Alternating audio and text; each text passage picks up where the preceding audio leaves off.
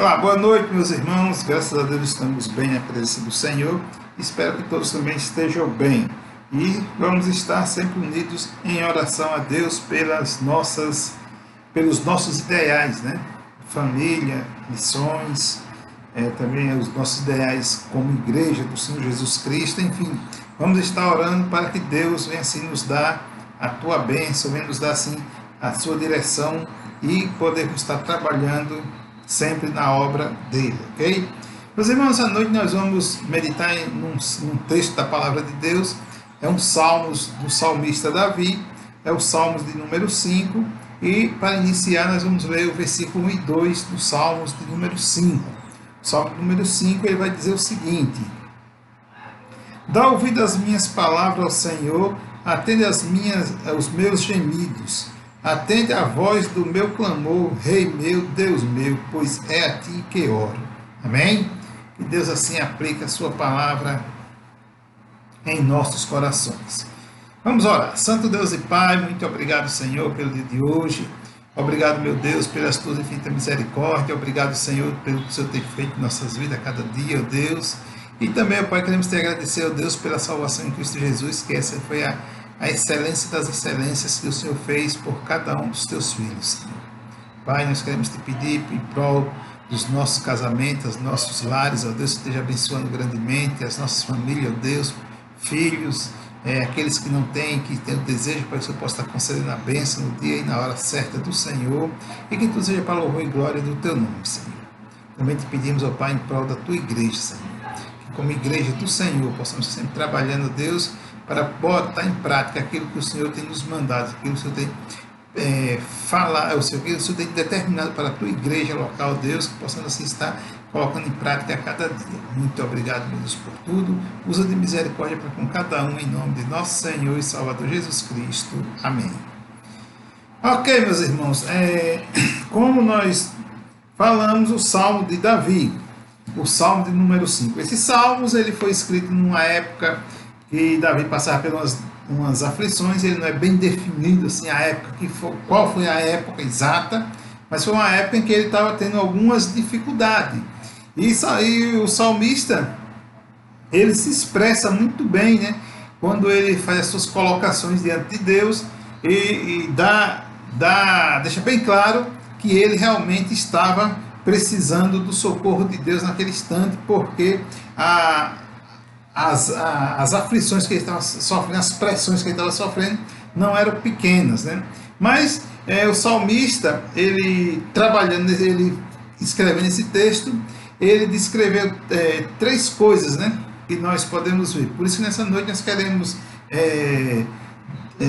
sugerir o seguinte tema: o clamor a Deus é necessário. Ou seja, o clamor a Deus é necessário, a oração, clamor e oração, nesse salmo tem o mesmo sentido. Então, o clamor a Deus é necessário, ou seja, é necessário que os seus filhos, os servos do Senhor, estejam sempre clamando a Deus, estejam sempre buscando sabedoria, buscando direcionamento para tudo que vem fazer no seu dia a dia. Não só na obra de Deus, mas no nosso dia a dia. O que devemos fazer, como fazer. Devemos estar sempre clamando a Deus por sabedoria, por misericórdia, sempre clamando a Deus por proteção, por segurança, que nós só vamos estar seguros nas mãos de Deus. Sabemos que segurança é uma coisa que hoje é um problema nas grandes nações, ou para as grandes nações, e as pessoas têm investido, se fortalecem disso, daquilo, de armas, enfim, uma série de coisas. Mas o servo do Senhor, a segurança dele é o Senhor Jesus Cristo, amém? E o salmista Davi, ele tinha essa convicção. Nós podemos ver nesse salmo, irmãos, que ele, nessa oração aqui, ele destaca 3 coisas interessantes. A primeira delas é a oração ao Senhor de livramento em tempos difíceis. A primeira coisa que ele faz aqui nesses salmos é orar ao Senhor, clamar ao Senhor por livramento em tempos difíceis. E nós podemos ver isso, ou seja, se você ler esse texto aí do versículo 1 ao versículo 6, como nós lemos os 2 primeiros versículos, ele diz: dá ouvido palavras, ó Senhor, atende aos meus gemidos, atende a voz do meu clamor, Rei meu e Deus meu, pois é a ti que oro. Pela manhã, ó Senhor, ouve a minha voz, pela manhã apresento a ti a minha oração e vigio. Tu não és um Deus que tenha prazer na iniquidade, nem contigo habitará o mal. Ó, os arrogantes não pararão na tua presença. Aborreces a todos os que praticam a iniquidade. E o versículo 6 termina dizendo o seguinte: destrói aqueles que proferem a mentira. O Senhor aborrece o homem sanguinário e fraudulento. Então, irmãos, nesse texto, ele leva a sua petição, deixa bem claro que ele quer simplesmente livramento. Ele está passando por dificuldade, ele quer livramento. E interessante que o versículo 4 ele diz: tu não és um Deus que tenha prazer na iniquidade, nem contigo habitará o mal. Nem é contigo habitará o mal. Porque no versículo 3 diz o quê? Porque pela manhã, no versículo 3 diz o quê? Pela manhã, ó Senhor, ouve a minha voz. Pela manhã apresento a ti a minha oração e vigio. Então, ele não só era um homem que estava orando, ele não só era um homem que gostava de colocar as suas dificuldades diante de Deus para que Deus viesse suprir elas, mas ele era um homem que, segundo as próprias palavras dele, era um homem que vigiava. Ou seja, ele buscava sempre ter cuidado com as coisas que poderiam acontecer.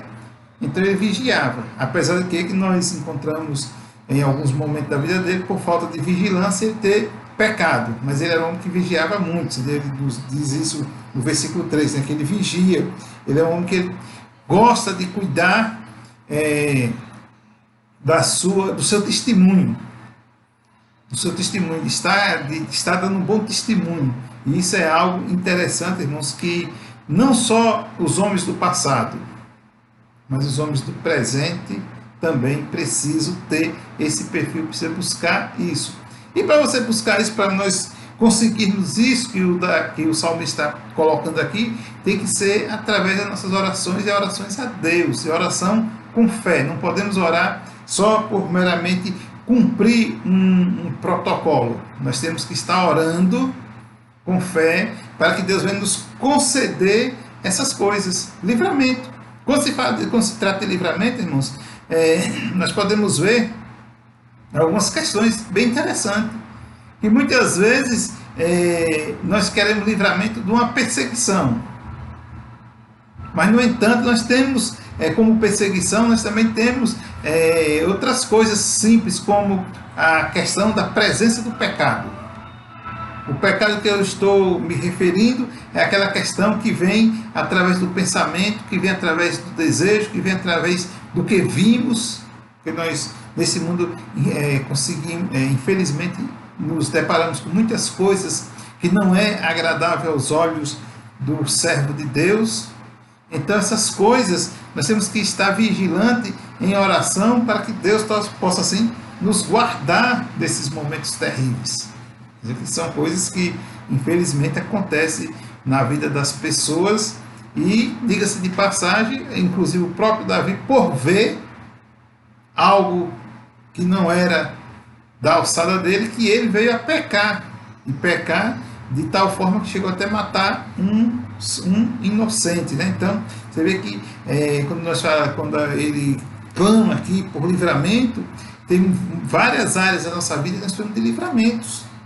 Precisamos nos proteger, e só a oração, só o temor a Deus, só o compromisso com Deus que devemos ter forte e estar realmente firmado nisso, né? Quer dizer, então, Davi, ele vem com esse clamor de oração, com essa petição diante de Deus, tempo difícil, né? Provavelmente era uma época em que ele estava sofrendo alguma perseguição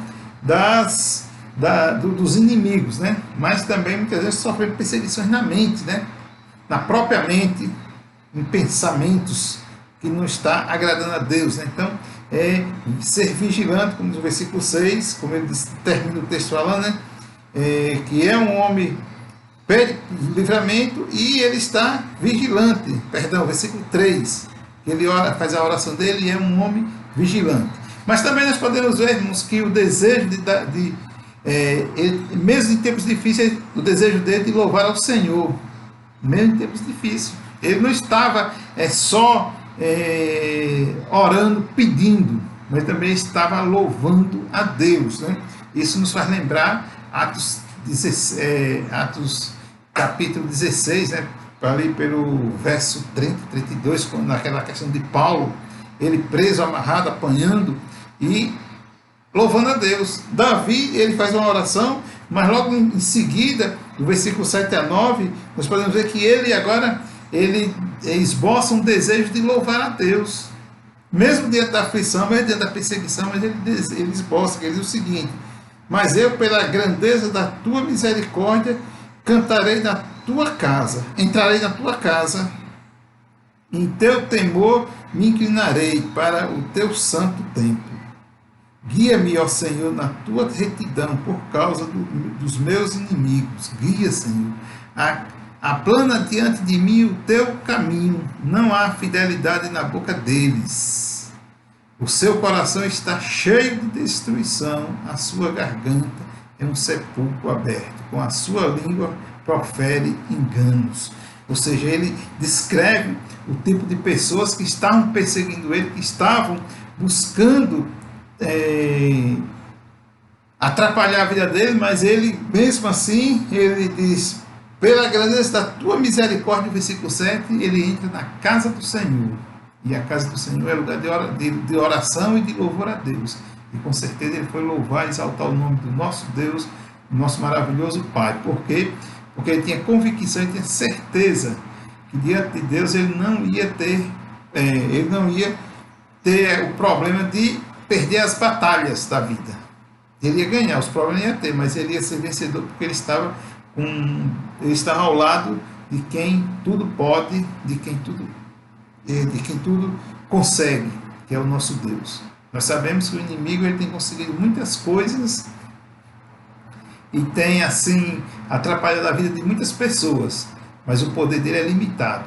O poder dele é ilimitado sobre o ser humano, que não é lavado e remido pelo sangue de Cristo.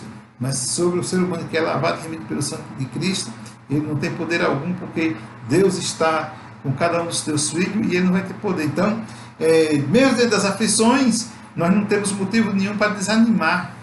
Não temos motivo nenhum para desanimar. Davi estava aqui passando por essa dificuldade, mas ele estava aqui, o quê? Se colocando à disposição de Deus, indo na casa de Deus, indo ao local de oração, indo ao local de louvar a Deus, ou seja, de onde as pessoas eram determinadas pelo próprio Deus para se reunir, para estar louvando. Irmãos, esse negócio de a gente